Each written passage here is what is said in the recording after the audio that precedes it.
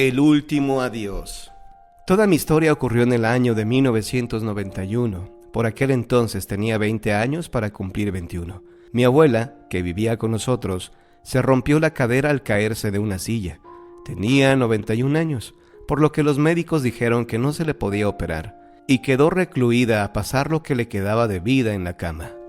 Fue un mes nada más, pero fue horrible ver cómo se iba debilitando hasta que dejó de comer. En una de las conversaciones que tuvimos, cuando aún hablaba, me dijo que se estaba muriendo, a lo que yo contesté: aún te queda mucho tiempo por estar con nosotros y además tienes que estar en mi cumpleaños. Dios te oiga, me contestó. A primeros de marzo estaba en mi habitación con mi sobrina cuando me vino a la cabeza el pensamiento de que mi abuela se estaba muriendo. No hice caso, creí que era una tontería. En ese momento entró un amigo a ver a mi abuela y empezó a llamarnos diciendo que estaba agonizando. Si no llega a ser por él, ni siquiera habríamos estado en el momento de su partida. Esa noche no pude dormir, la puerta de la habitación estaba abierta, y de pronto vi que venía mi abuela por el pasillo. Empecé a gritar como una loca. Mi padre se levantó enseguida y encendió las luces. Me agarraba diciendo que no pasaba nada, pero yo veía a mi abuela a su lado, la cual se acercó a mí y me dijo: tranquila, hija, que no te voy a hacer nada, solamente vengo a despedirme. Me dio un beso y se marchó otra vez por el pasillo. Aunque no volví a verla, por toda la casa seguí notando su presencia y oyendo los lamentos de cuando estaba enferma hasta el día de mi cumpleaños. Ese día fue el último en que la sentí. Cuando me ocurrió todo esto, casi caigo en una depresión, pues tenía sentimientos contradictorios, ya que quería mucho a mi abuela. Sin embargo, la rechacé cuando vino a despedirse de mí y sentía pánico cada vez que notaba su presencia u oía su voz. Logré superarlo gracias a una compañera del trabajo que conoce todos estos fenómenos y que me hizo comprender que mi abuela entendía el terror que yo sentía con su fantasma. El consuelo de los muertos. Esta historia trata de una joven, hija de nobles, que una noche se fue con otras dos amigas para dormir juntas. Esta joven vivía en un cortijo enorme, casi como un palacio. Esa noche se supone que iban a estar con su abuela, que estaba muy enferma, pero esta tuvo que marcharse al hospital dejando a las tres muchachas solas en el cortijo. Aquella no fue una noche nada agradable. Además de lo de su abuela, estaban en pleno mes de julio y una gran tormenta de verano caía sobre su comarca. Asustadas por los ruidosos truenos que rompían contra las montañas cercanas, decidieron cogerse de las manos para pasar mejor la noche. Era un dormitorio muy grande, con 3 camas cada una al lado de la otra, con una ventana a la izquierda y la puerta a la derecha. Era tan grande que dejaba un buen espacio entre ellas, pero a pesar de eso llegaron a tocarse las manos, cosa que las ayudó a pasar mejor la noche. Al día siguiente sus padres volvieron trayendo con ellos a la abuela, algo extenuada, pero mejor que la noche anterior. Y su hija empezó a contarles el miedo que habían pasado y cómo se dieron las manos para tranquilizarse. Entonces la madre rió y les dijo que había demasiado espacio entre las camas. Las muchachas, con incredulidad, la llevaron a la habitación para demostrarle que sí, pero al tumbarse e intentar darse las manos, descubrieron que les faltaban casi medio metro para tocarse. Entonces la abuela se incorporó y dijo: quizás había alguien más que buscaba consuelo anoche. No solo los vivos tienen miedo.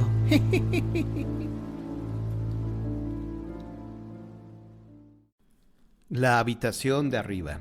Esta es una historia que le ocurrió a un amigo mío, o tal vez al primo de mi amigo, o al primo del primo de mi amigo. En fin, lo cierto es que esto es completamente cierto, verdadero.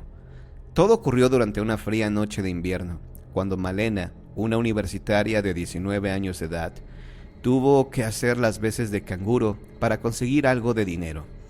La joven debía hacerse cargo de los niños de un matrimonio que vivía a 2 manzanas más abajo de su casa. Se trataba de 2 niños, uno de 4 años y el otro de 14 meses, que apenas le causarían molestias. Al dar las 10 de la noche, Malena acudió al domicilio del matrimonio donde pasaría la peor noche de toda su vida. Era una casa enorme, tenía 2 pisos y una buhardilla de esas antiguas que parecía haber salido de una película de terror. Arriba se encontraba la habitación de los niños y la de la pareja, y en la parte de abajo había un gran salón donde la joven aprovecharía para seguir con sus estudios, mientras estaba pendiente de las necesidades de los críos. A las 10:30 les puso la pijama y los subió a la habitación en la que dormían rodeados de unos grandes muñecos de peluche que parecían tener vida propia. El tiempo comenzó a pasar lentamente y por fin llegó la medianoche. El cielo estaba completamente oscuro y una fina lluvia comenzó a golpear los cristales de la casa. Minutos más tarde empezó a empeorar el tiempo y lo que en un principio era una inofensiva lluvia de 4 gotas de agua llegó a convertirse en una de las más aterradoras tormentas de los últimos tiempos. Debido a una subida de tensión en los conductos de corriente, las luces del salón se fundieron una por una y la joven comenzó a notar cómo el miedo recorría su cuerpo de pies a cabeza. De pronto, comenzó a sonar el teléfono.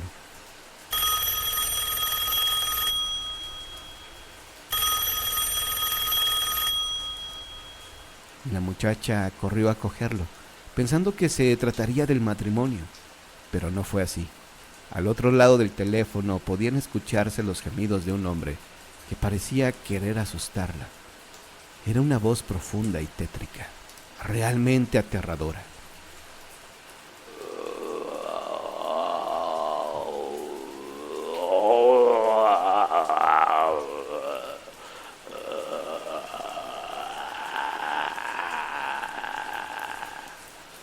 La joven apenas podía entender lo que aquel hombre decía. Era casi imposible descifrarlo.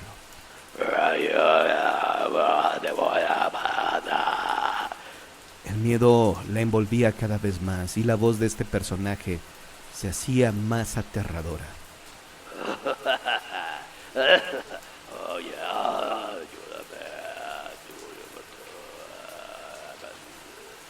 La casa estaba completamente congelada. Hacía un frío espantoso. Pero, ¿de dónde procedía? Era como si alguien se hubiese dejado una ventana abierta.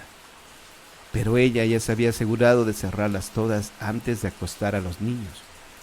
El teléfono comenzó a sonar de nuevo.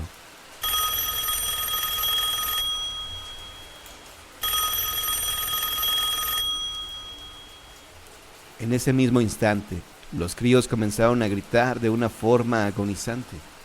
Malena recordó que podía utilizar el localizador de llamadas para poder saber de dónde procedían las llamadas y de quién era la misteriosa voz que la acosaba. Descolgó el teléfono, pulsó la tecla de localización y esperó durante unos cuantos segundos. Un bip fue el decisivo para develar el misterio, pero no hizo que el miedo desapareciera, sino todo lo contrario. Lo que la joven descubrió en esos instantes la dejó sin apenas poder respirar. Las llamadas procedían de la habitación en la que se encontraban los niños durmiendo. Por el auricular del teléfono pudo escuchar cómo la voz del hombre le decía a gritos: «Quédate ahí quieta, enseguida bajaré por ti». De la niñera nunca se supo más. Su desaparición fue un misterio.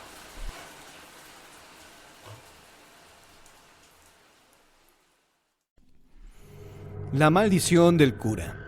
En Rosales, durante 1811, vivía un cura muy querido por los habitantes de la región.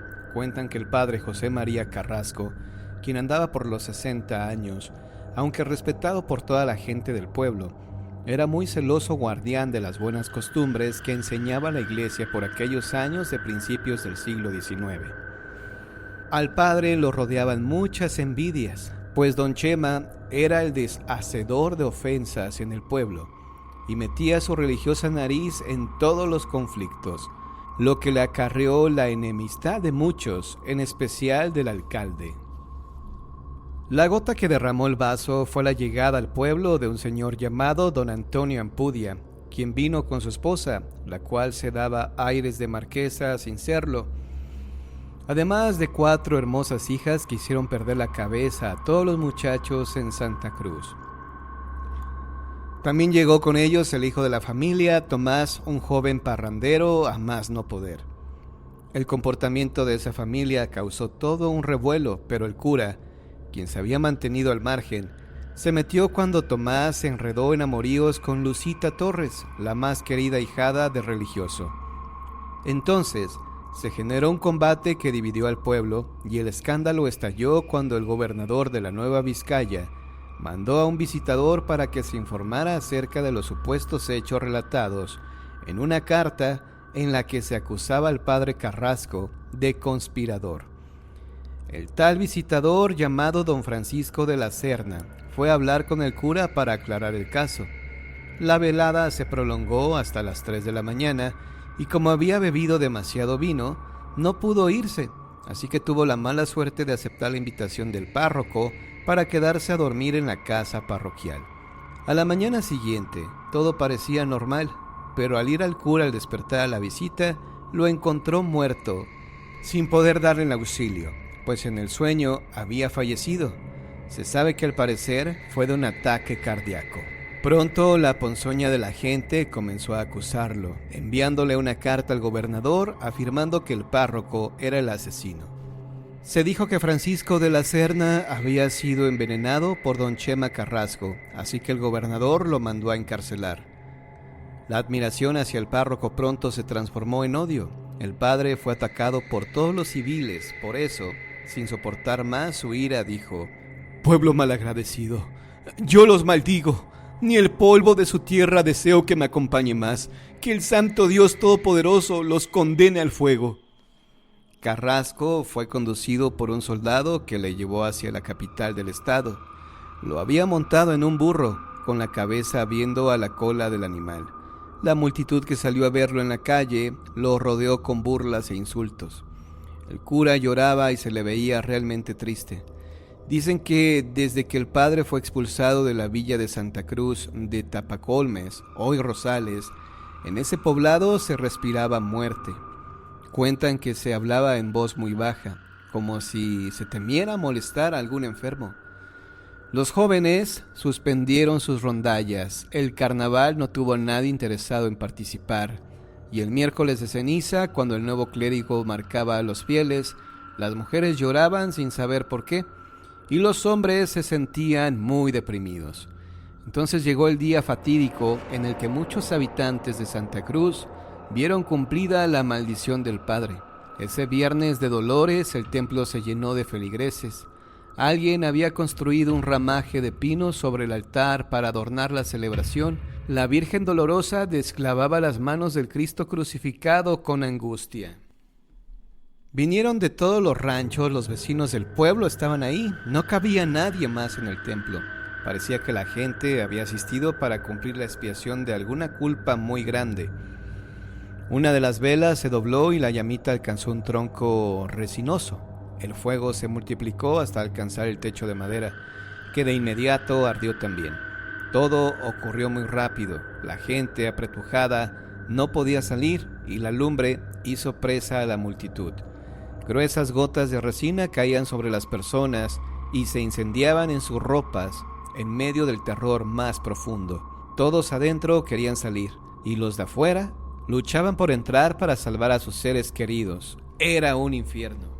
Después de demostrarse la inocencia del cura Carrasco, se fue a predicar a otro lugar y en una misa bajó del púlpito pidiendo la clemencia de Dios para un pueblo impío. En 1940 se reconstruyó la iglesia de Rosales y encontraron a varios muertos el mismo día en que el cura oró por el perdón de ese pueblo maldito.